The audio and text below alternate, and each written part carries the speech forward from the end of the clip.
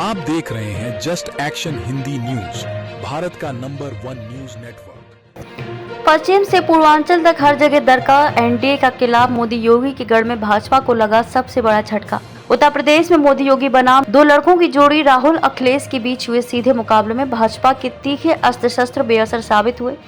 चुनाव परिणामों ने तमाम राजनीतिक पंडितों के गुणागणित को खारिज करते हुए भाजपा को बड़ा झटका दिया है। यूपी में पश्चिम से पूर्वांचल तक हर जगह भाजपा के किला दरका और उसे बीते चुनाव के मुकाबले 28 सीटों का सीधा नुकसान उठाना पड़ा।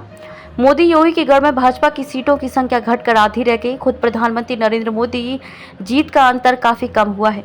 प्रदेश में आधा दर्जन से अधिक केंद्रीय मंत्रियों को भी जनता ने नकार दिया। मतदाताओं का मिजाज भांपने में चूकी भाजपा। उत्तर प्रदेश में मोदी योगी के नेतृत्व में भाजपा ने चरणवार मुद्दे बदले और रणनीति भी। सनातन धर्म, मंगलसूत्र, राम मंदिर के साथ ही ध्रुवीकरण की भी कोशिशें हुई, लेकिन मतदाताओं का वास्तविक मिजाज भांपने में पार्टी कामयाब नहीं हुई। वहीं सपा का पीडीए, पिछड़ा, दलित और अल्पसंख्यक फॉर्मूला, संविधान बदलने व आरक्षण खत्म करने का दाम अपेक्षाकृत असरदार दिखा। बेरोजगारी, अग्निवीर और पेपर लीक जैसे संवेदनशील विषयों को उठाकर सपा कांग्रेस ने युवाओं को भी झकझोरा, जिसका नतीजा 2019 के मुकाबले हर चरण में भाजपा की सीटों की संख्या में गिरावट के रूप में सामने आया। 64 सीटों से सिमटकर 36 पर आई भाजपा। पिछले चुनाव में अपने सहयोगी अपना दल एस के साथ 64 सीटों पर जीत दर्ज करने वाली भाजपा में 36 सीटों पर सिमट कर रह गई। वोट प्रतिशत में भी जबरदस्त गिरावट दर्ज की गई और ये पिछले चुनाव के मुकाबले 8% तक गिर गया।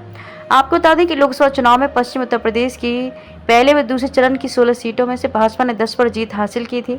उपचुनाव में रामपुर सीट भी भाजपा की झोली में गई थी। इस लिहाज से भाजपा 11 सीटों पर काबिज थी। इस बार इन 16 में से 10 सीटें भाजपा और उसकी सहयोगी रालोद को हासिल हुई हैं। वहीं तीसरे चरण में 10 सीटों में पिछले चुनाव में भाजपा को 8 और सपा को 2 सीटों पर संतुष्ट करना पड़ा था। इस बार सपा की सीटें बढ़कर 6 हो गई, जबकि भाजपा की घटकर 4। पिछले चुनाव में चौथा चरण की सभी 13 सीटों पर भाजपा काबिज हुई थी। इस बार यह आंकड़ा घटकर 8 पर सिमट गया है। वहीं 5वें चरण की 14 सीटों में पिछले चुनाव में भाजपा को 13 और कांग्रेस को महज 1 सीट हासिल हुई थी। इस बार बदले माहौल में भाजपा घटकर 4 और कांग्रेस बढ़कर 3 पर पहुंची है। सपा को इस चरण में 7 सीटें हासिल हुई हैं।